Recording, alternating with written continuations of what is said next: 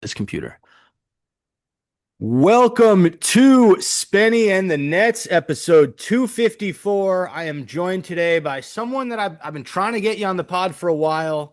Honestly, I'm going to give you some compliments here. One of the most articulate people on Nets Twitter in terms of getting their point across via X. He's an attorney and sports talk veteran, Billy Reinhardt. Billy, welcome to the program. Appreciate you having me, Spencer. We are definitely long overdue for me to join this pod, and I appreciate everything you do in the Nets community. I try and do my part, and looking forward to talking some Nets today.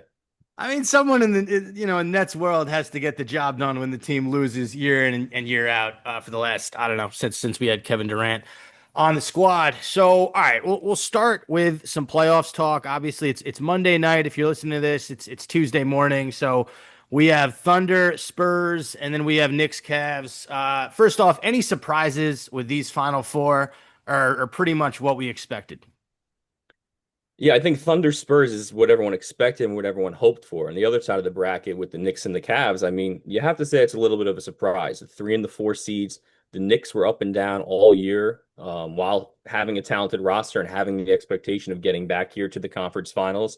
The Cavaliers made that big midseason trade for James Harden, so you never know how quickly a team's going to gel like that. But the way the bracket broke with the Pistons not really backing up their 60-win regular season, with Jason Tatum and the Celtics never really finding their way. Tatum never found that full health despite coming back.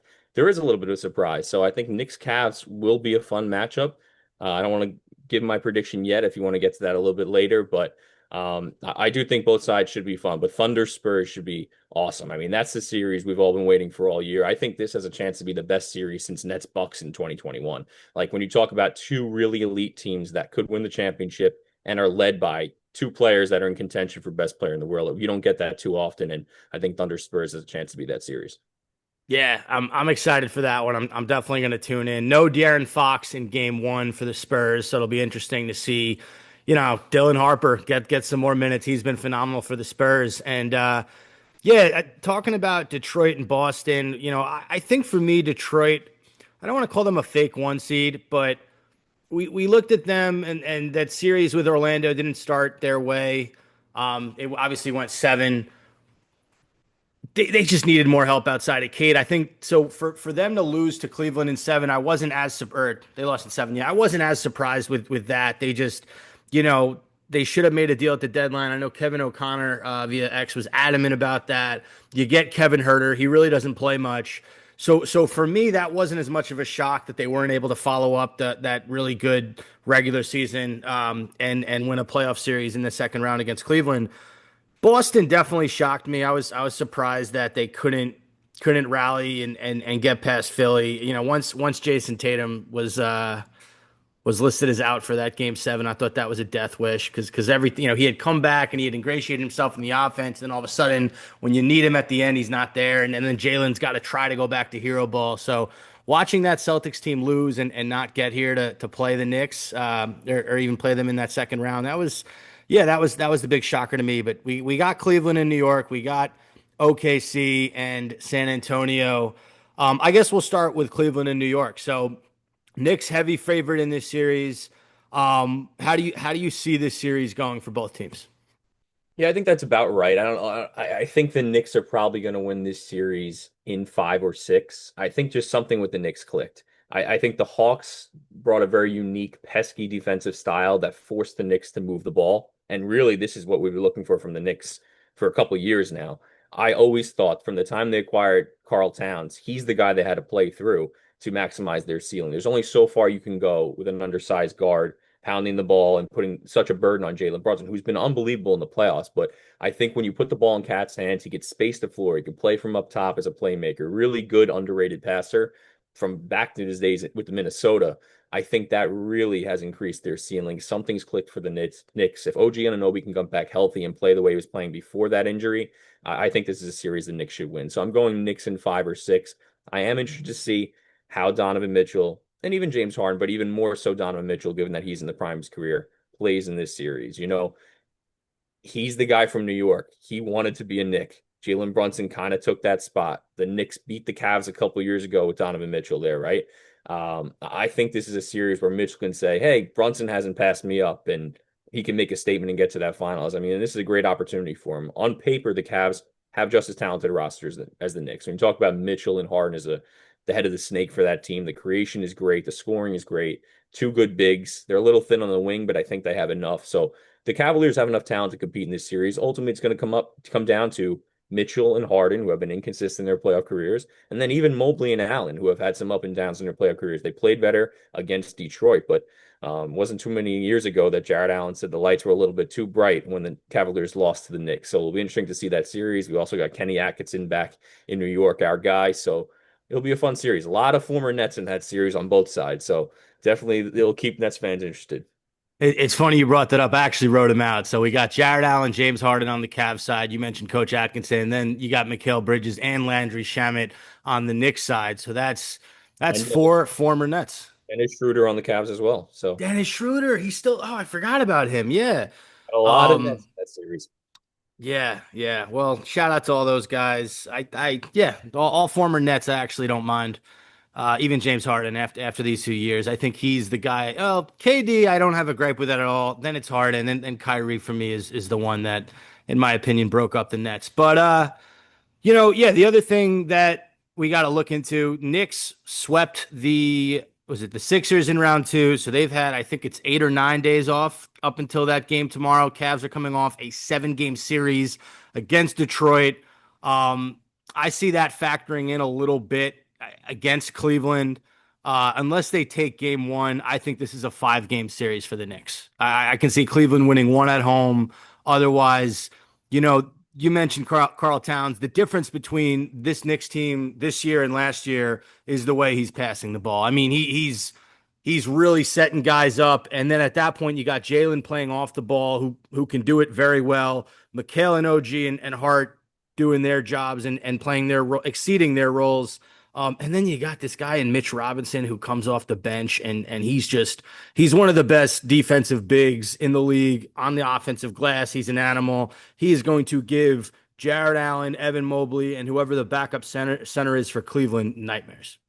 Yeah, I am very interested to see how Mitchell Robinson can kind of increase his minutes load in this series, and if the Knicks get to the finals as well, because the Hawks didn't have enough size. The Sixers play one big with Embiid, who is in and out throughout the series. I mean, Cleveland's a bigger team with Mobley and Allen up front. You probably will see more Towns and Robinson together in this series. And Mitch typically only plays 15 to 20 minutes. I mean, whether it's injury issues or foul trouble, that's kind of his limit typically. So I think his minutes are going to have to go up. He's played very well against Cleveland and Jared Allen in the past. I think that's important. And then not to peek ahead too much, but if they get to the finals, especially if they match up with the Spurs, Mitchell Robinson has proven to be one of the best Victor Wembanyama defenders in the league, and he's going to have to play a heavy minutes load. And at that point, if you're the Knicks, you let him go. If he gets hurt in the finals, it happens. But you're in the finals, you need him against Wembanyama. You kind of got to let him go, but then you got to worry about his free throws too. So a little bit of a catch-22 with Mitchell Robinson always, but he definitely has an impact on every series he's in. I think it's a blessing Mitchell Robinson can't shoot free throws because I feel like that stopped the Knicks from giving him big money and that stopped teams from prying him away from the Knicks. His deficiencies on offense from the free throw line are so glaring, but you're okay with it because he's so fucking good on defense and on the glass. Yeah, I mean, between that and some injury issues he's had over the years, it's kind of suppressed his market value and that he Yeah. can't be a 30-minute per game starter, but his impact is definitely there whenever he's in the game. All right, we got this other series, Spurs Thunder. I don't think there's a single former net in this series. Spurs Thunder. Yeah, I thought about it and I couldn't put anybody on either of these teams who's played for Brooklyn. I think you're right. Yep. So interesting matchup. Obviously, you and I are going to tune in right after this, but who do you like in this series and why? It's hard to bet against the Thunder. I know the regular season, the Spurs seem to have their number. The regular season only means so much nowadays. I mean, the Thunder are just head and shoulders above every other team in the league, in my opinion. I think what Victor Wembanyama is so unique and so good that he kind of closes the gap and he poses a matchup nightmare for teams that they're not used to playing. It really forces teams to adapt the way they've been playing against the other 29 teams all year. Excuse me, other 28 teams all year. So he's just so unique that I think it makes games get mucked up in a way they normally don't. But I do think the Thunder are the best team, the deepest team. They have the MVP. Jalen Williams is now back. You mentioned De'Aaron Fox is out for game one. All of that to me amounts to a Thunder series win. I think it can go deep. But I'm going to lean with Thunder in six. Okay, I like this because I disagree with you here. I'm gonna go Spurs in 6 or 7. Um, To me, Victor Wembanyama is the most important player left in the playoffs. Shea might be the MVP. He might be a little bit more polished offensively, but what Wemby does on defense and how he impacts the game on offense, there were moments in that Minnesota series where he would go out of the game and Minnesota would immediately go on a 10-0 run. And then he'd come back and all of a sudden he'd stabilize things and the Spurs offense would be clicking again. I also think that while the Thunder are the deeper team, to me, I think 1 through 6 for San Antonio actually is better than 1 through 6 for OKC. I was going through the guys today, and I just thought, between Wemby, Fox, Castle, Harper, and then I guess Devin Vassell and Keldon Johnson, six man of the year. I think I'd take those first six against Shea, J Dub, Chet, and then pick your poison for the next three. I guess you can say AJ Mitchell. You want to throw Caruso and Hartenstein in there. Maybe you throw in, after like it gets kind of standard. Now, I do think the Thunder are 11 or 12 deep because they got guys at the end of their roster that can just come in and contribute. And we saw that last year in the finals with Aaron Wiggins, and Isaiah Joe and guys like that. But yeah, I think the Spurs are a little bit better 1 through 6.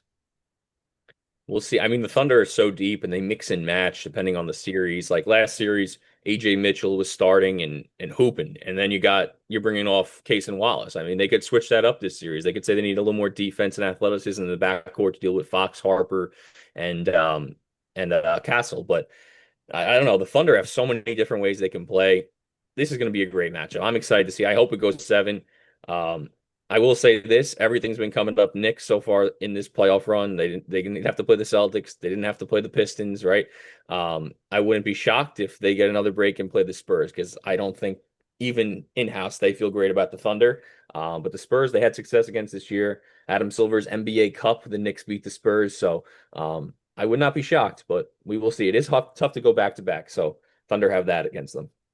How can you not get excited for the NBA playoffs? To me, I got friends who won't watch the NBA because they're stubborn and they don't like the product from a few years ago. But my God, I think they've done such a good job in terms of this young talent versus the old talent. You still got the old guys in Harden and LeBron and Curry lurking around, but now you got these new guys in Wemby and SGA, and then you got a guy like Jalen Brunson and Cat who are in the middle. It's just I freaking love it. The drama, the passion, the excitement from the fans. Even though our team isn't in it, we'll get to the Nets in a second. I think this is the Final Four that people want to see. I think people would have liked to see the Celtics against the Knicks rematch. I think we kind of got tipped to that a little bit. Tatum being injured. I mean, we kind of came to grips with that not happening this year. Everyone thought Tatum was going to be out. And then he came back, and you're like, oh, maybe we might see this. Maybe they still have a chance. I almost wonder if they would have beaten the Sixers if Tatum never came back because they had to change their whole style. And it turned out it didn't really work because Tatum wasn't fully back. So I almost wonder if they would have beaten the Sixers. But I think the way the Knicks were playing, they were beating the Celtics no matter what without a fully healthy Tatum, and they didn't have their front court ready. But so I'll agree with you. I think it's going to be a fun Final Four, but I think if there was any way to have Knicks Celtics rematch or Knicks Pacers rematch, if the Pacers were healthy, that would have been great. But especially in the West, that's going to be an unbelievable series. Side note with the Celtics, you think that they break up Tatum and Brown, or you think they come back together next year? I'm split on that. I think ultimately they'll come back. I do think Brad Stevens is proactive, and I think there's a part of him for years now that would be interested to potentially move Jaylen Brown at peak value while he's on that contract and kind of retool around Tatum. And that might be that point right now if Tatum coming off a probably all NBA first team year and getting MVP votes. But I just think it's so tough to get elite talent. And if it's not broke, don't fix it, right? Tatum and Brown have been together forever at this point. They very well could be career Celtics, and you're in competition for the title every single year with those two when they're healthy. I wouldn't overreact to one year where Tatum's out, and they really looked at it as a gap year anyway. So I don't know if I would move him. I don't think I would. I think they have to do a lot more improving that front court. I mean, they did that on purpose. They had to kind of retool financially. They got rid of Porzingis. They got rid of Horford. Vucevic didn't really work out. So they kind of have to retool that front court. They have pretty much all their future picks. So that's one of the things that a lot of contenders don't have. They have those picks. So around White, Tatum, and Brown, they have a lot of picks to go forward with. So I think they'll bring back Brown. Derek White is a little more interesting. He's such a unique role player and he's so good for them, but he did have a down season. He is getting up there in age. He might be a guy where you can flip at higher value. So we'll see about that. Interesting, interesting. And I remember like everyone thought the Celtics were going to stink this year. So the fact that they did make the playoffs, I mean, obviously they couldn't get past round one, but yeah, interesting. I agree with you. I think they both come back. All right. This is a Brooklyn Nets show, so we're going to talk some Brooklyn Nets now. We got to start with the sixth pick in the draft. That's how the lottery balls fell. Nets had the third worst record in the league. We talked about it in length last week, but I'll ask you this, Billy. Watching that Nets logo come out at six, was that a top three worst moment of all time covering this team? Covering this team. So kind of been covering them since I guess 2016, 2017. I think that was Brook Lopez's last year. It was a tough day. It was a tough day. I still think everything that went down with the big three was more difficult because you were really, that was the once in a generation team. And that team was on the precipice of a title and things out of their control for the most part ruined it. So I think that whole debacle was the worst. Um, I think where the Nets are now, number one, it's super frustrating. What's frustrating about it is that it's such a luck-based format. Like the NBA billion-dollar enterprise determines basically franchise value and the success of franchise for the next 10 to 15 years by ping pong balls in an air machine. Like that premise right there is crazy to me. And when you see the odds, how they've really lessened them and they're going to do so even more in the years to come, it's crazy to look at it that way. But so it was frustrating, but it was the reality. I mean, we knew going into it, the Nets basically, even with maximizing odds, had a 50-50 shot of a top four pick. Those are not good odds. I wouldn't bet anything in my life on a 50-50 shot. So they maximized them the best they could, but it's still it was a situation that you knew was possible. So frustrating, yeah, more for so frustrated with the process the NBA adopts. I do think if the Nets got a top four pick, they were in a situation where their future was as bright as any team in the league. I mean, maybe outside of OKC. I mean, to have the homegrown superstar potentially and all those picks and New York, and then the players from last year look more like role players that can kind of complement that star. They would have had everything. Where they're at right now, I still think they're in a good spot. It's obviously not as promising. The realization that the Nets aren't probably going to have that homegrown superstar that they've never had. That's a tough pill to swallow because I think everyone really got sold that dream when they decided to do this over the last couple of years. But then you take a step back and you realize what the Nets had when they rebuilt last time. No picks like this. They had cap space, but okay, they didn't nearly have as much going for them. So for now, they have young players. Maybe they won't have that superstar, but they're going to get arguably their most talented prospect in the draft since Kenyon Martin and maybe ever at number six. Like this is a really good draft. You're still going to get a really good player. Yegor Demon, I'm really excited about him. I think he's going to be a really good player. I think some Nets fans underrate him, um, but he had a really good rookie year. So I think that the Nets have some good pieces.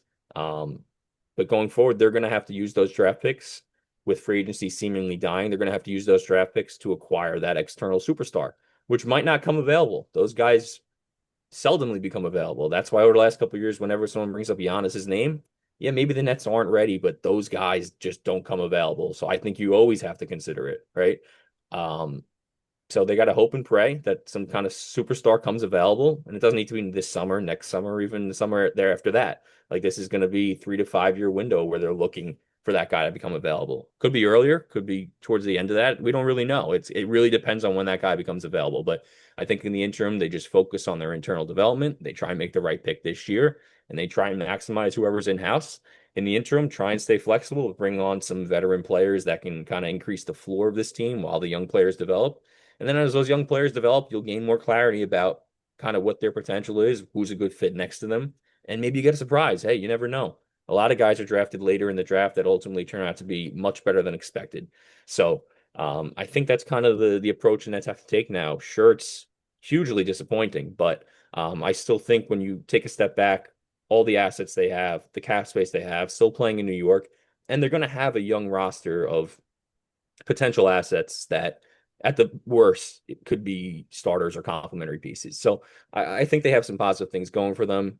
Obviously, the NBA is run by stars, and it's going to be tough to find that guy, and that's ultimately what NBA rebuilding is all about. But I think you stay patient for now and don't get ahead of yourself and just focus on what you can control.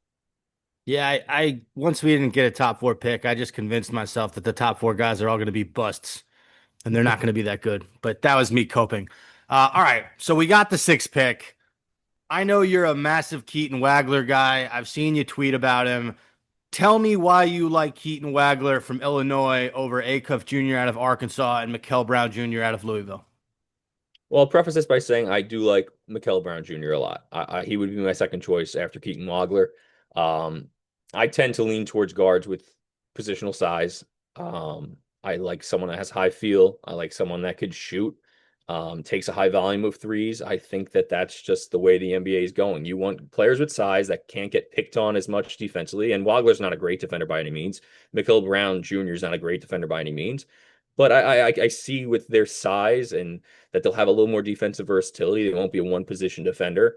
Whereas a guy like Darius Acuff, not only does he not defend, and I'm not betting on a guy that doesn't defend in college, defending in the pros, unless on a tangent, unless guys are getting much less usage in the NBA and they have to buy into a defensive role in order to make an impact. Typically, you Sure. don't see guys getting better in the NBA. And Darius Acuff's path to being an impactful player in the NBA is having a very high usage offensive role. So I don't know where he's going to all of a sudden improve defensively.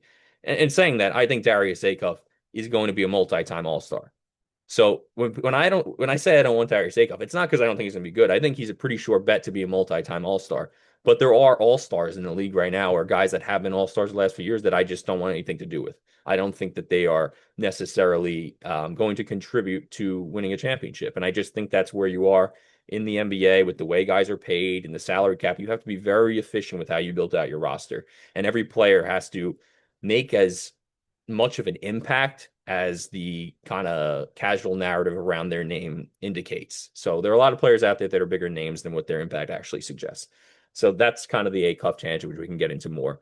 Wagler and Brown, I like them both. They shoot a lot of threes, good positional size. I think both, given their size at about 6'5", 6'6", they will be able to kind of guard both guards, not kill you if they get switched on a wing. They can compete a little bit better than an A-Cuff can.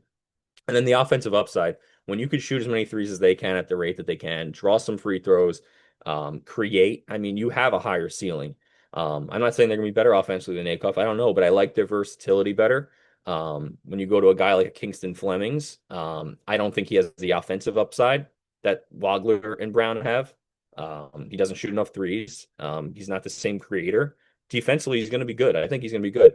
The problem I have with Flemings is if you're going to go for that type of player, you want someone that's going to be a little more physically imposing defensively. And for me, the way he measured, I don't think he's going to be physically imposing enough. Could he be a Cason Wallace type, who's a really good player, mind you? I think that's possible. I just don't see the offensive ceiling or the defensive ceiling to really put him in consideration at 6. Wagler and Brown are the best of the options to me. I just think their ceilings with the way they shoot the ball, their range, the way they can create, and then their versatility defensively. I think it gives you more flexibility in how you build this thing out.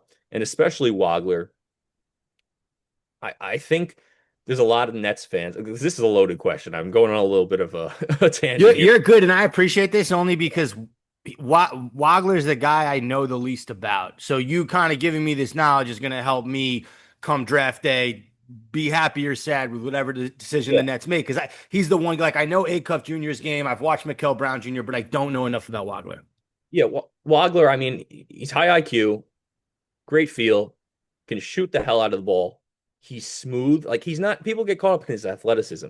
Like number one, he can dunk. He didn't dunk, which is a little bit of a weird thing, but he can dunk. We've seen him dunk. He has the size and the length to dunk. His vertical is actually pretty good at the combine. He can dunk. You don't get extra points for dunking. It's usually an indicator that you're a good athlete, right? But you don't get extra points for dunking. He did get to the line a bunch in college, which I think is more important than dunking, right? He shoots a lot of threes. He's just, to me, he's smooth. And he has like a star quality of fluidity, which not every player has. So I think Brown and Wagler both have that most of the prospects available. And those are the guys I'd ultimately lean.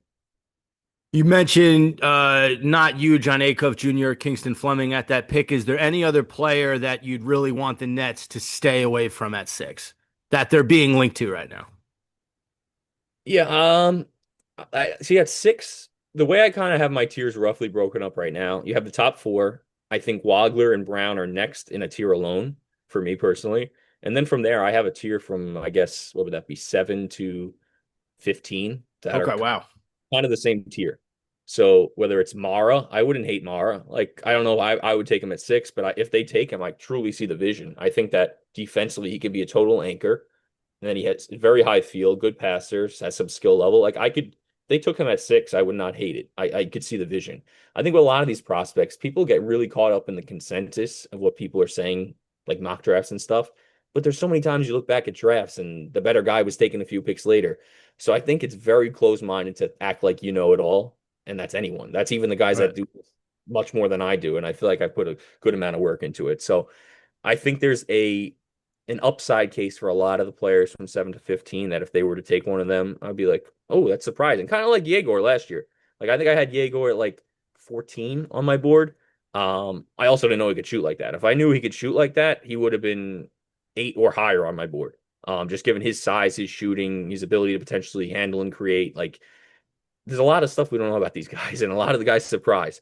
Um, so I'm not an expert. I do my best to study it. I think I generally have a good takeaway on these guys, but I think a lot of guys are not open-minded enough. So if they took a guy like Kareem Lopez too, I think there's an upside case there. Like I can't say I've watched Kareem Lopez nearly enough. I mean, he played in New Zealand. He's a Mexican-born player. We don't see him as much, right? But he is 6'8". He's a big body. I think they said his pro physical comp was Aaron Gordon. Like that's an archetype player that you really desire and has an upside case. He's fluid. He's got high feel again. Like I think he's a player you can get behind. Nate Ament, like down year at Tennessee, but he was kind of the guy people were expecting to be the number 4 pick going into the year. They took him. I'd be like, well, that's a risky pick, but he's got upside. So if the Nets like him and they think they can kind of cultivate him, like kind of got to believe in it. We'll see what happens. Like there's a few cases there that I can get behind, even if they took a cuff, right? That's not my preferred way to build a team. I don't really like that build. I don't like how the Knicks have built. Leon Rose is seemingly proving me wrong. My thing is, I don't think they're going to win a title with Jalen Brunson. I might ultimately be right, even if they get to the finals. We'll see. The way they had to build with Jalen Brunson is kind of what you'd have to do with Darius Acuff, where you just exhaust all of your assets into 3 and D unique players. And those players are the hottest commodity in the league. So you're paying a premium for the rarest players, which might not come available. Like timing has to work out. A lot of things have to work out just to insulate that point guard. And then you got to probably settle for a second star that is cheaper. Whereas like Towns, he because of his contract, he was a little bit cheaper, right? So that's a trade-off you have to make. And the Knicks have maximized Jalen Brunson. Like if you want to talk about a small guard, how they want a team to be built around him, Jalen Brunson, he's gotten everything he's wanted from the Knicks. Like they've absolutely maximized what he could potentially do. And you'd have to kind of make the same commitment with Acuff. That's not a path I'd want to take just given the history of the league. But if they did, I'd say, okay, like I told you, I think Acuff's going to be an all-star. And at that point, you'd buy into it, and everything you do is trying to insulate him and build around him. So there's a lot of ways to do it. It's very hard to win a championship in the NBA. I'm not going to act like a know-it-all. Braden Burry's the guy I haven't even mentioned in this conversation. I like him a lot. Like he would probably be number 7 for me. Mhm. I'm Wagler and Brown. I just think he screams winner. Like I think he's going to do a lot of Derek White stuff with a little bit of more of an offensive ceiling on the ball. Um, NBA ready body. Like he's a player I like a lot. So I'm still finalizing my board right now, but I'd say Wagler, Brown, Mara, Burries, and then you kind of get into the area where you're looking at do we take the upside shot on Lopez or Ament, or do we go with Acuff for Flemings? Like Yaxel's a good player. Like there's some players all in that range. So we'll see. I think with the Nets, they're probably going to go Wagler or Brown. That's my gut at 5 or 6. Whoever the Clippers don't go with, that would be my guess. It's a possibility they trade down, and like I said, there's a lot of players in that range after Wagler and Brown to me, and then they could take one of those guys. But we'll see. They have a tough decision on their hands. This is why they get paid the big bucks. I'm not in those shoes, but I would go Wagler or Brown personally. Do you think there's a chance they trade to get another pick in this first round? So 6 and maybe the Thunder at 12 or another one of those picks. I mean, I think they'd love to. This is a highly touted draft. I think even last year, everyone's like, wow, they took 5 players. Why did they do that? Well, they were trying to trade out. They were trying to get a 2027 pick. They couldn't because teams were holding on to that. As good of a draft last year was, teams didn't want to give up a 2027 pick. And also, there's always uncertainty with giving up future picks, especially in the short term.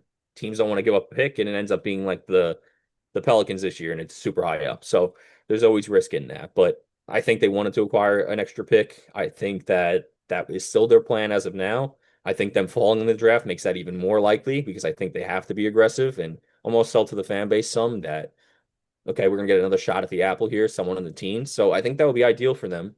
They're probably gonna have to give up a couple first round picks to do that though. So everyone wants to move up. Are you okay with moving two Knicks picks to get the 17th pick, to get the 14th pick? Like it's all a trade-off. You gotta consider it. So broadly speaking, I think they'd like to do that, but it always comes down to value at the end of the day.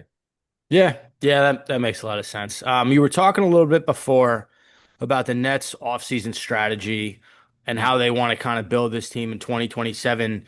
They can't suck next year. They have no reason to suck next year because they don't own their pick in next year's draft. So I guess my question to you, Billy, is who do you think Marks and the Nets go after the season and why? Is it a guy like Julius Randle from Minnesota, Tobias Harris out of Detroit? Do they try to reel CJ McCollum in, who had a nice postseason run with the Hawks? Are there any names out there that really intrigue you that you'd want to add to this roster with Michael Porter Jr., assuming he stays with this young core? Yeah. I think a lot of that will be determined by who they pick at six. I think that's step one for the Nets, right? Once you get the guy at six, him and then Yegor Dioman, they're going to be the two guys you're going to kind of want to build around going forward, at least maximize them in the short term, even if they're not ultimately those superstar guys. So I think that's step one. I think the difficult spot for the Nets with them falling to six, beyond the fact that they miss out on a superstar, is that, and beyond the fact that they drafted a couple guards last year, everyone likes to say four or five. That's not the case. They Two. drafted. It was two. Jaeger's not really. Jaeger's a guard forward hybrid. It's Traore and Saraf. Yeah, yeah. And even Saraf is about 6'6", 6'7", and he has some off-ball ability, even though he can't shoot. He's a decent cutter. So it's really only Traore. Traore is really the only player that suffers from whoever they draft at six. And if it's Wagler, I don't think he suffers that much because I think they can play together. Wagler could shoot, Traore can drive, but I digress. Um, Remind me of your question again. I'm sorry. The question is, who do you think? Like, so, all right. Let's Yeah, who do they hypothetically say go for? they. Who do they go for? Yeah. Who's a So name that excites you and intrigues you that could, come to Brooklyn and give us a show? Yeah, so I think the issue with them falling to six is that there is another guard there, and I think a lot of the options out there are guards. You mentioned CJ McCollum. I think he would have been a great veteran fit. But is there room for CJ McCollum if you're drafting a Wagler or a Mikel Brown Jr. or an Acuff or like it's kind of crowded in the backcourt? You're going to start, and you also have Michael Porter Jr. You're going to slide Yegor to the three and be really small and really not have a defender in the perimeter trio and MPJ sliding to the four. I don't know if that works. Austin Reeves, I heard a little bit that the Nets could be interested in him a couple weeks ago, but that was before the lottery outcome. I'm not so sure how that fits either right now. I think he would be a great talent grab. I mean, free agency's kind of dead at this point. He legitimately was a 96 percentile offensive player last year. If you look at the advanced metrics, he's a bottom 10 percentile defender, but offensively, you get a player like that who I think he averaged like 23, 5 and 5 last year on elite efficiency. Like he could take a bump to maybe 28, 6 and 6 on still really good efficiency and make an all-star team in Brooklyn. Like that's not far-fetched. And if you can just sign him for money, not have to give up any assets, and you get a player in there for free, just money for a team that needs talent, I think that's a very intriguing possibility. I just wonder if that's still the path they're going to go down, given that they're probably taking a guard at six. So that complicates things. I'm very interested to see not just who they take at six, but how that really is incorporated into their total offseason strategy. I do think no matter what path they go down, they're going to try and add a couple just solid veterans, like around starter caliber veterans, to increase the floor, get this group to be a little more physical. Because I think having so many young players right now, you have a lot of players who are raw physically and allows them to get bullied around a little bit. They can't really fully lean into Jordy's defensive identity, wanting to pressure the ball, get into the ball, rebound, all that stuff. So I think they'll try and do something like that. There's a lot of names out there: Tobias Harris, John Collins, Isaiah Hartenstein. I think would be great if the Knicks can move Claxton. If they can move Yeah. Claxton, I think that's a key to the offseason because there's not a lot of teams that need a center. I don't know if they're going to get any value out of it, but if they can simply move his money and use that 20, 25 million somewhere else, I think that would be huge. Hartenstein's a perfect fit for how Jordy wants to play. Um, but yeah, I generally think they're going to look for guys that are not going to be super long-term commitments, but maybe there for a year or two, whether it's via trade or free agency.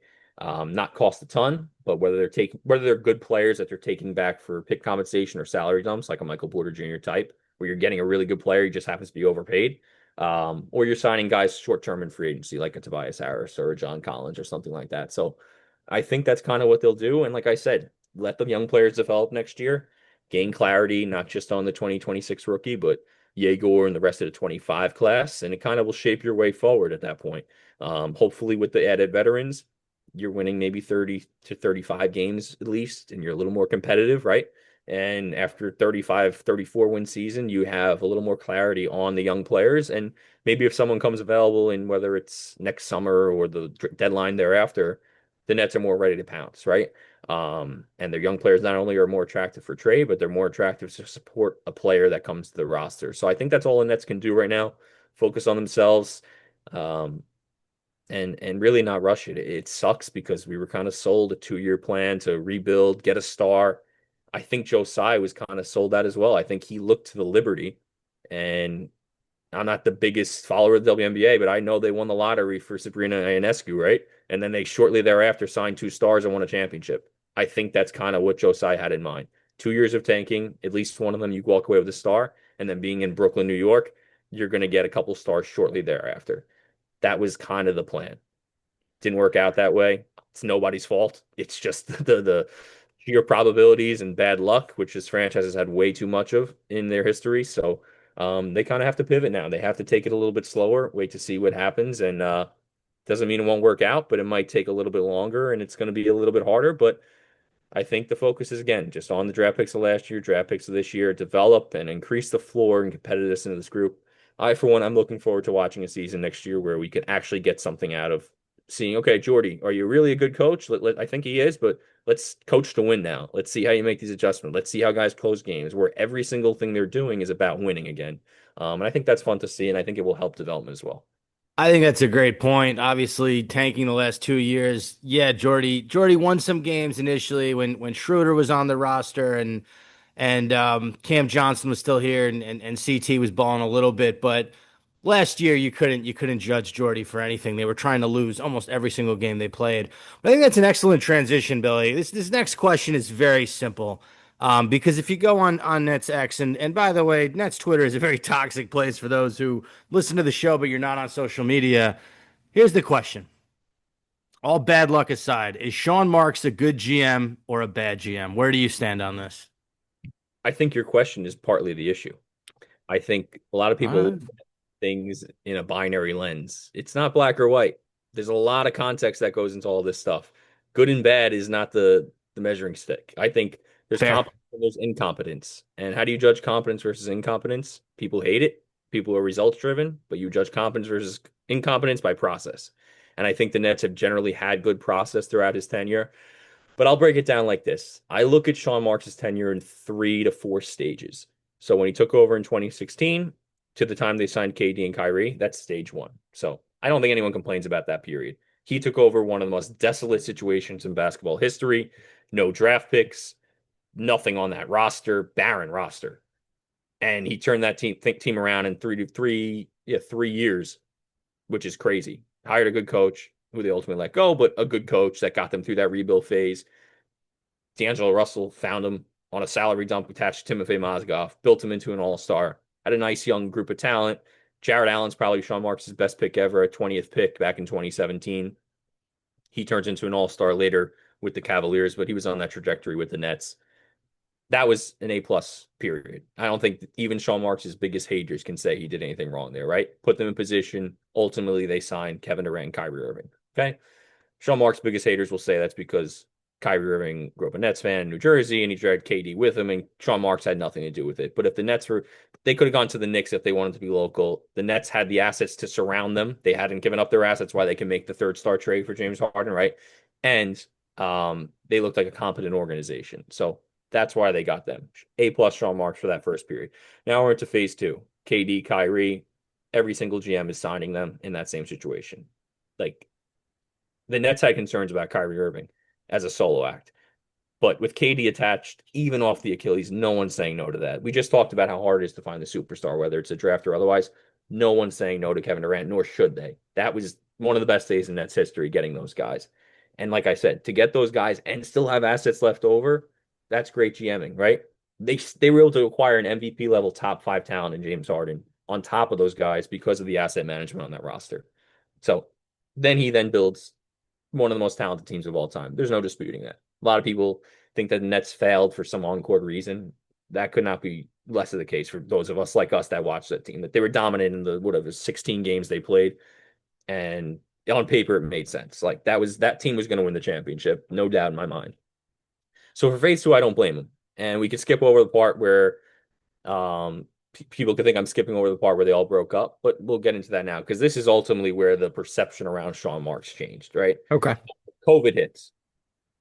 2021 before that, they're going to win the championship if they don't get hurt. If one star gets hurt, they're probably winning the championship. That's how much better they were. But two stars get hurt. Like, what are you going to do?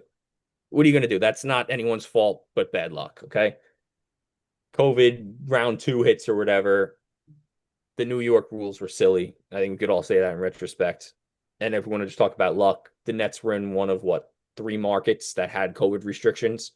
That's bad luck. The Celtics won the championship with a couple key players that were unvaccinated. So that's been widely reported. That's just bad luck. I mean, Sure.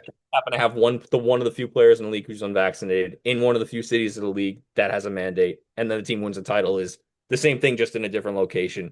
Away players can come in and play. That's just bad luck. That's not Sean Marks' fault.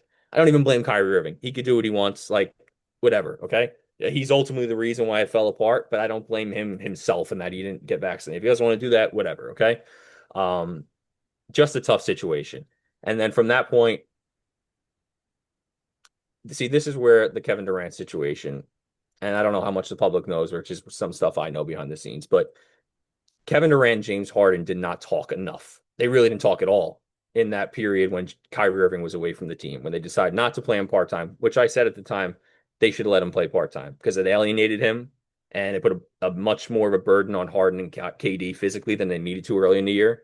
But the Nets made that decision as a team. I think they consulted the players and that's what they decided. So be it. But Harden felt isolated by what happened because even despite Kyrie not playing, being away from the team, and Harden came in admittedly out of shape that year after his hamstring injury. To me, that bought him a lot of grace. He went on that floor. We saw what he looked like against the Bucks. Hurt his hamstring in that series. Came back because Kyrie was out to play with KD. The guy could not move. His only thing he could do was try and bait fouls, and he actually played pretty well later in that series in one of those games. I think he got like 17 or 18 points just basically off foul baiting. But that was gutsy. I mean, that's the type of thing if the Nets went on and won, like Harden's a hero for doing that. Like that's the thing every fan asks for. You ask for players to play through injury, especially in this day and age in the NBA where people don't think players play through enough injuries. So for me, that earned him grace. He's a veteran. He's won an MVP. He's been in the league 15 years or so at that point. He can come into the season first half of the year and be a little out of shape, play himself into shape. But KD didn't like that. Harden was going out. KD didn't like that. They didn't ever talk. Harden was like, I'm here playing. He still made the All-Star team that year, mind you. I'm here playing, still putting up 20 and 10. And the Nets were the first or second seed even without Kyrie. Kyrie's not here, and yet I'm getting blamed and scapegoated for certain things. And KD and Harden did not talk to each other really. So Harden's like, Kyrie's not here. This is a mess. I'm getting scapegoated for things. I was playing through injury. I'm getting out of here. Turns out he was probably wrong to do that. Like if he stayed with the Nets, he would have been better off. But I think I can kind of understand where he was coming from at that point. So I think that's part of the situation there. For me, that's not the GM's fault. I mean, you could argue Steve Nash was hired to be an ego manager, and maybe he could have done a little bit more. But I think ultimately these are grown men. They got to talk to each other. You have to be able to talk to people. And I think it ultimately came down to them not talking to each other. And that's where it broke apart. People say, oh, he hired Steve Nash. Steve Nash was not a good coach. We can all say that. Steve Nash also was not preventing the Nets from winning a title in 2021. Like, that was a good staff. The team was great. The margin for error was there. Two stars got hurt and they lost. Had they been healthy, Steve Nash, they're winning the title with Steve Nash. He's a championship coach. Do you disagree with me there? No, no, I buy that. Good. I Yes, I agree with you. If they don't get hurt, they win the championship. I don't agree with people who say if Durant his foot's a little smaller, they win the championship. I still think they have a tough time finishing the job with a Harden on a bum hamstring, but that's another argument. I get that. But either way, they got hurt. That's not the GM's fault. So I think they ultimately break up. Harden asks out, and that's the beginning of the end, right? The Ben Simmons situation didn't go great. People can blame Marks for that. But when they were talking to Harden in the weeks that lead up to the deadline and asking him over and over again, do you want to stay? Yeah, I want to stay. Yeah, I want to stay. Behind the scenes, he's working with Daryl Morey and the Sixers and all that stuff to basically tamper to make it happen without telling them that's the truth. And then the 11th hour hits them with the request. They don't have time, number one, to survey the league to see what's out there. Number two, Ben Simmons was a good return. Like people forget that Ben Simmons was a 25-year-old, three-time All-Star. And sure, he had a back issue, but at that point, it wasn't like he was supposed to have a surgery. When he first got traded for the Nets, people thought okay, we can play in a month or two, right? He was just sitting out because he was holding out, essentially. So the Nets should have had more time probably to check his medicals. But what was the alternative? They didn't have the time to check his medicals. Should they have Stepped just in. not done the trade and risked Harden walking in free agency? That would have ended the title era if you lose Harden for nothing. At Yeah, that yeah. I mean, if we're getting Ben Simmons, no one could imagine it went as bad as it did with Ben Simmons. They're saying if we get Ben Simmons, he actually might. Some people were saying, oh, the Nets might have gotten better. I never agree with that. I I guess the alternative is Harden's still got to finish out the year with the Nets. So even if he walks in free agency, you still get one more crack at it with the big three. Because at the time, KD had fucked up his ankle, so he had been out a month. Because yeah, that's when Harden left, right? So if Harden stays for the rest of that season, KD gets healthy. You play the Celtics in round one as the seventh seed, but you have the big three as opposed to not having Harden. I don't know. Maybe it could have turned out differently. It is hindsight. It is easy for us to say this now because of what Ben Simmons became. And I agree with you. Like, I was hyped at the time thinking, Simmons can fit seamlessly with Kyrie and KD because he doesn't have to shoot. So he can just give everybody the ball. Yeah, I think for me, that probably was my Marks' biggest blunder in hindsight, though. yeah. No, I agree. Like I said, it didn't work out well. I think they maybe could have. I mean, Harden was blatantly lying to them about not wanting to get traded. I think probably once that King game hit, that's when they realized, okay, so we have a problem here. And that was only, I think, what was that? I don't know, a couple days before It was deadline. close. He played so bad. He could That's not the give two and shits at that game. that's the reason why I don't think they wanted to risk bringing him into the second half. Because once a player that's unhappy takes it out on the court, that's when you're like, okay, this is a sabotage now. So I think that kind of put him in a rough situation. There was no really right answer about how to deal with that at that point. Harden deserves a lot of blame for that. I don't think he deserves a ton of blame for wanting to get out because I understand it, but the way he handled it was just not mature. Again, I think a lot of what the Nets issue is came down to the personality of their stars. Kyrie was flaky. KD didn't want to communicate. Harden didn't ultimately want to communicate. And that's what happened. So you could say you could Right. blame us for that, but you got to go for talent at the end of the day. And I don't think passing up on that was an issue. Then from there, so that era's over. From there, KD's out, Kyrie's out.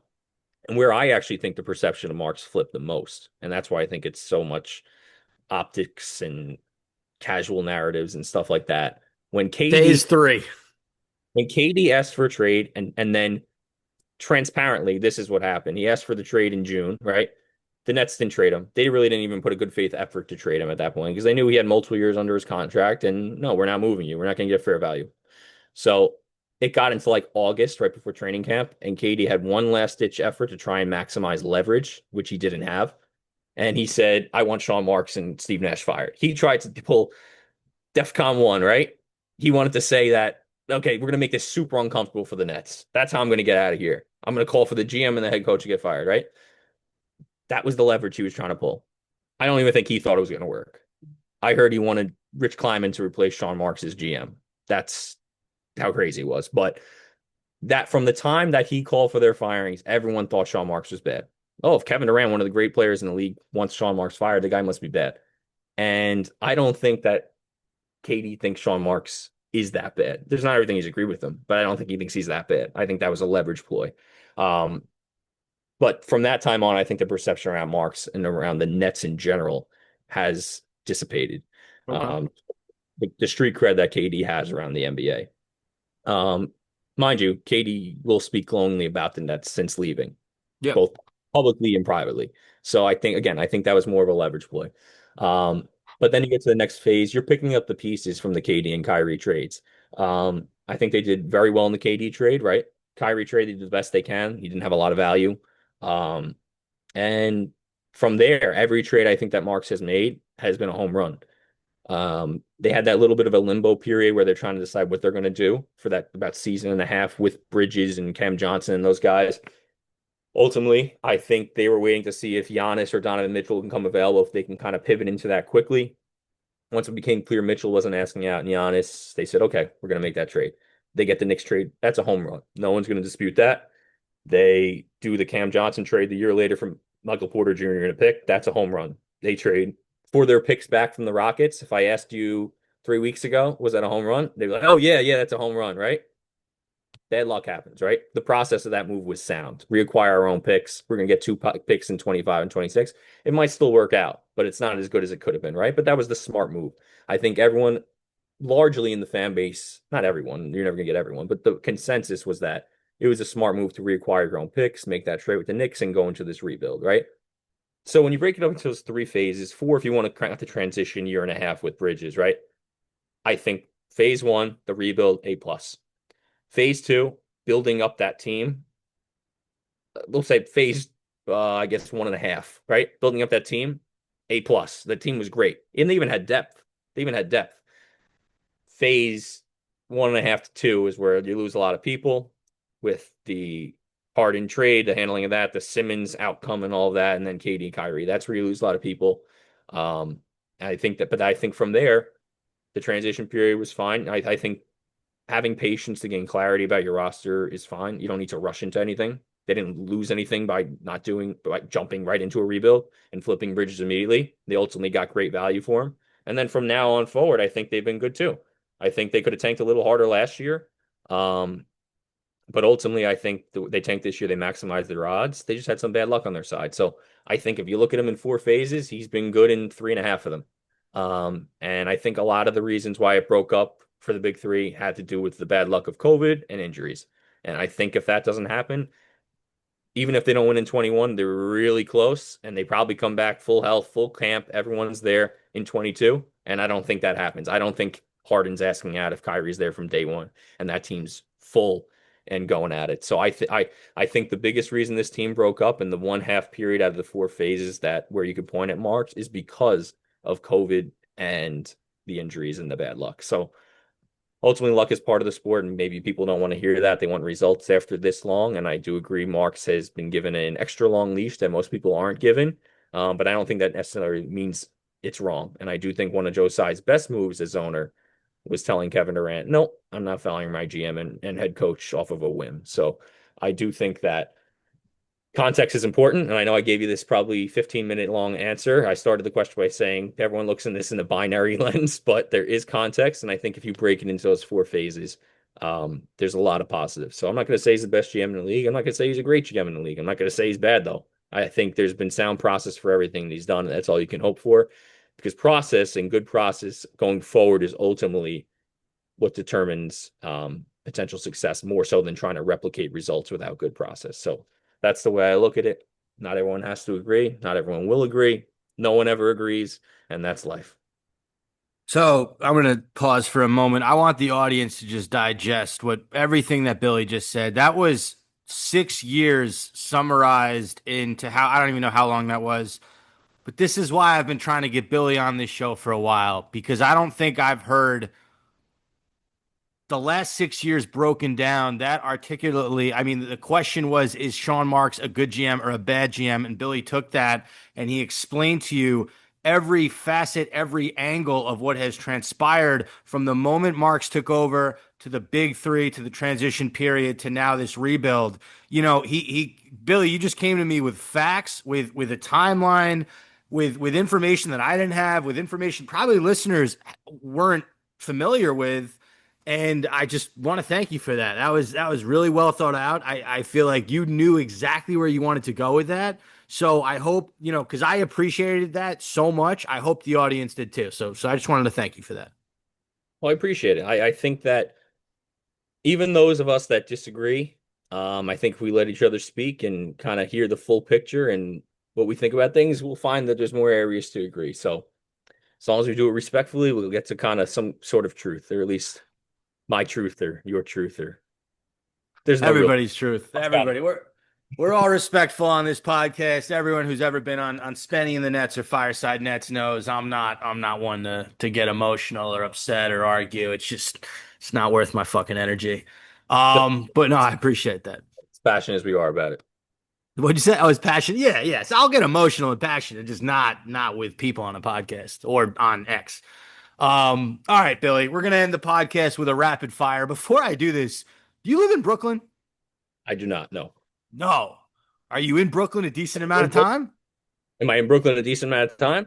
Not as much when I was going to Nets games all the time. But every so often, especially in the summer, nice weather around this time of year. You said you live in Hoboken? I do not know. I'm in Long Island. You're in Long Island. Fuck. All right, whatever. Still gonna ask the questions. Anyway, all right, rapid fire. We got 10. We're gonna start. Favorite moment watching the Nets in person. Favorite moment watching them in person. I mean, this is really niche, and it wasn't like it was a super high for the Nets, but I mean, still the loudest I remember ever hearing Barclays Center is that Sixers series in 2019 and those Jared Dudley, Ben Simmons antics. Like game three, especially, was electric. I mean, that's the loudest I've ever heard that arena. Dudley Simmons was fun. I mean, it really just shows you we haven't had a lot to really watch as Nets fans in this Brooklyn era. But that was a fun moment. I mean, there's not much else to say in person. I didn't get to a game in that playoff run in 21, and that's a regret. So me and my wife went to game five, the Yeah, one where KD popped off for 56. that's a hell of a game to go to. That Yeah. was crazy. And yeah, that was the only game I went to the entire playoffs. All right, number two, who's your favorite Nets player of all time? Vince Carter was my first, and I would probably still go with him. Yeah. Okay. Who is the best reporter not named Billy Reinhardt that covers the Nets today? The best reporter. Um, I gotta show respect for Brian Lewis. I think he's been there the longest tenured now, just day in, day out. Um, I know everyone likes to make jokes about Nets Daily, but I mean, the guy is in his 80s, still kicking it on Twitter every day. Got to give credit to the elders. Yeah, love Bob and shout out to Brian Lewis. All right. Additionally, these questions were Brooklyn, but I'm going to make it Long Island. Best pizza in Long Island. Best pizza on Long Island. Give me a Uh, spot. I'm going to put it on a list and probably I, go in the next few weeks. yeah, I can give you. I mean, I can give you city spots too. There's a lot of I want to know Long Island, man. I got people in Long Island. Trust me. every area's got different type of pizza. You I go to want to Long, know Billy's favorite pizza. so you're gonna get a little more doughy pizza, a little more oily on Long Island. I was just recently in New Haven. Um, they have their type up there. I went to Sally's, a little sweet on the sauce. I don't know how I feel about that. I do love City and Brooklyn pizza. I think it's the best. A little more charred, a little more crispy. Prince Street, I love their square pepperoni. It's great. Know what's good on Long Island? Galleria in Merrick. Gallery in Merrick. Okay. Got a I'm really writing good, that down. kind of like a pepperoni, vodka, a little burrata. All Good stuff. right. I'm with it. We're a big food heavy podcast. Okay. The next one is who will have the best NBA career out of the five first round picks from last year's draft? I think it's pretty clearly Jaeger at this point, at least, and I would bet that going forward. I just think not only does he have the pedigree as the highest draft pick of them, but his combination of size, shooting, skill, playmaking, I think he'll ultimately be a better than average defender. Um, my money's on him going forward. Who would be your next up? Just curious. After him. It's tough because So they tough. all It's a tough so question. well right now, and I think if you ask me ceilings probably for Traore or Saraf.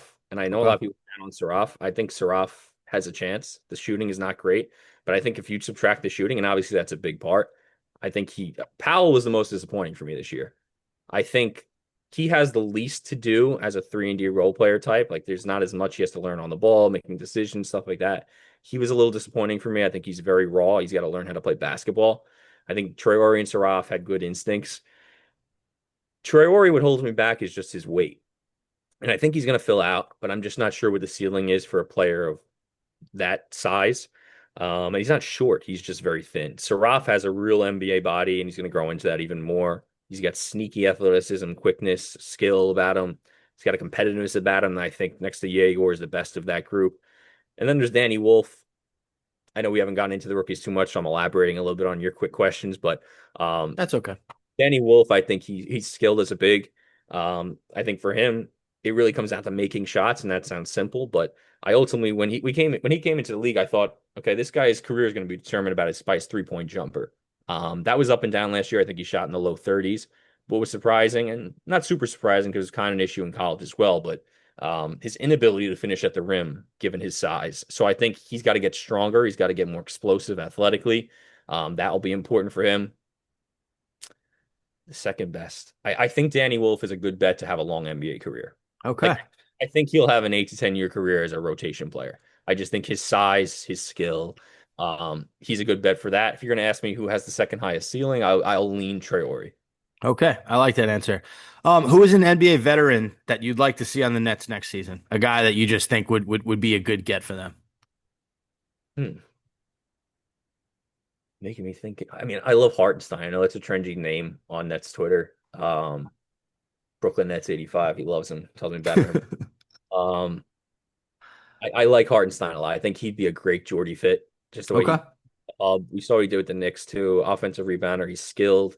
He did like New York a lot, from what I know. So I think that he would be a good ad. Billy, when you play hoops, what is your position and who is a player in the NBA that you compare your game to? I don't. So I'll give you my measurements. I'm about 6'1.5", 190. So I mean, when Okay. you're gonna pick off hoops, I'm kind of more of like a two. Everyone's not like NBA size, right? I'll say I'm like a two, combo guard type. I used to joke around with my friends at a little Jose Calderon in me, but I think as I've filled out a little bit as I've gotten older, might have a little more bulk to me. But a little Jose Calderon, I think, is a good one. Well, okay, Jose Calderon, bulkier, maybe like a Terrence Ross. Terrence Ross, I don't know if I have the hops like Terrence Ross. I don't know if Yeah, he fills out on and pick. I'm thinking of taller twos. Okay. Yeah. How does watching the Knicks have this type of success make you feel as someone who primarily covers the Nets very closely? If you didn't have Knicks fan friends all around you, there really wouldn't be much of an issue. I'm a Yankee fan, I'm a Giants fan. I'll always root for the Mets and the Jets to do well as well. The Mets are in the National League, Yankees are in the American League. The Giants and the Jets are the NFC and the AFC, so they're not in the same conference or league. They don't compete against each other. The Knicks and Nets are a little bit different. They're in the same division.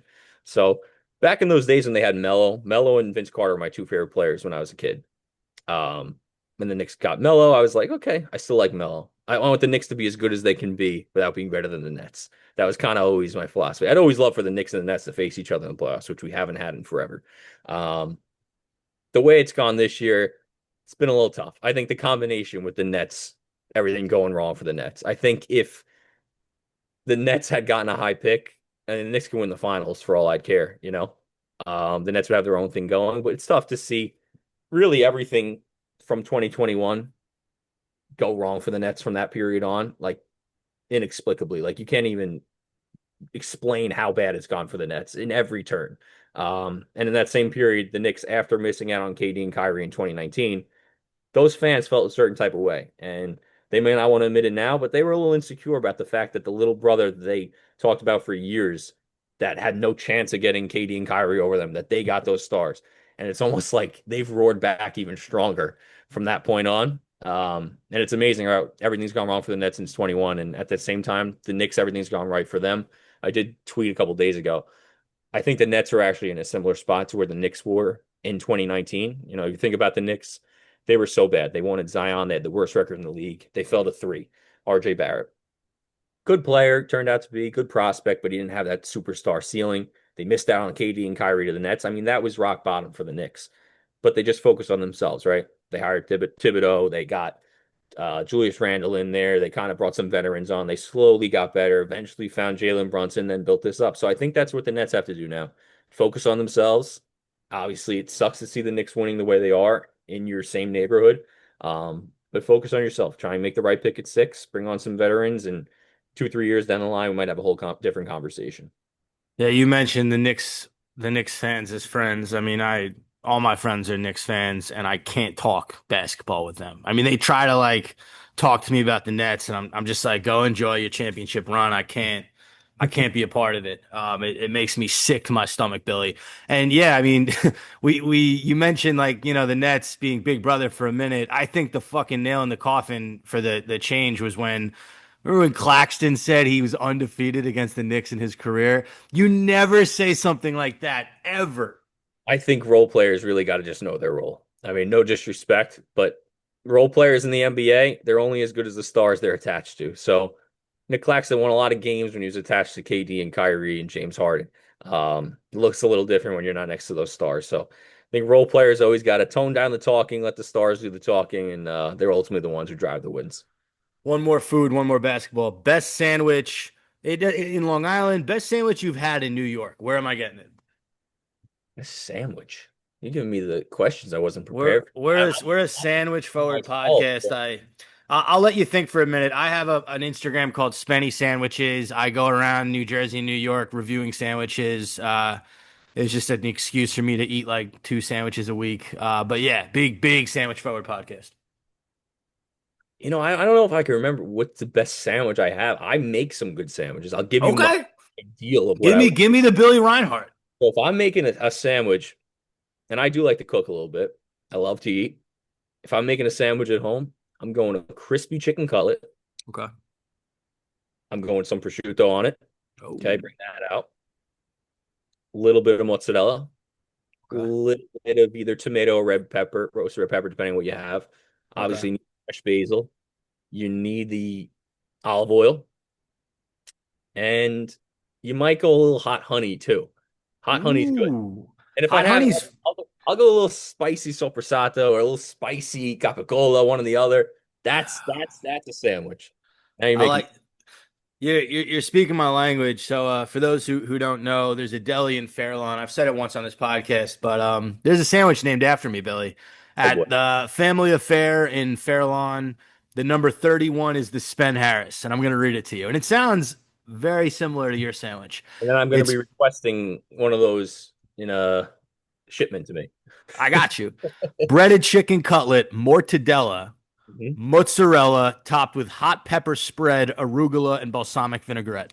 That's good. It sounds similar. I was going to put pepperoncini, those nice Italian hot peppers on there. I like Those those. you always need a little heat. I love a little heat, but So this was a competition that I won. I beat out a bunch of other people's creations, but he altered my creation. My initial sandwich just had hot peppers in it, and he did the hot pepper spread, which is a little bit different.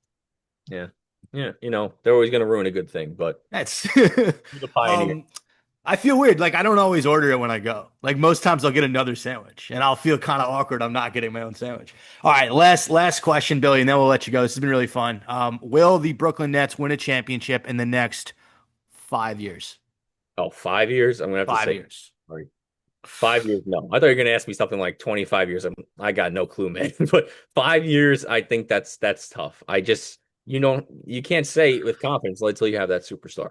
So I mean, hey, my prediction might not be right because if you asked me in 2020 how many championships, or after they got hard in 2021, how many championships is the Nets going to win in 5 years? I probably have a poll out there on Twitter somewhere. Probably put the over under at 1.5, and I would have taken the over. But hey, that's what happens in the NBA. I have a bet with a friend. I think if they don't win before 2032, I owe the kid like $100 or something. All right, that does it for this week's episode of Spenny and the Nets, episode 254. Billy Reinhardt, thank you for joining the show. Billy, where can the people find you? Yeah, you guys can follow me on X, formerly Twitter, I guess, at Billy Reinhardt, same as my name. So I'll see you guys there. I'm sure most of you already follow me, and love always going back and forth with everyone. All right, thanks guys for listening, and we'll talk to you guys next week. That was Spenny and the Nets.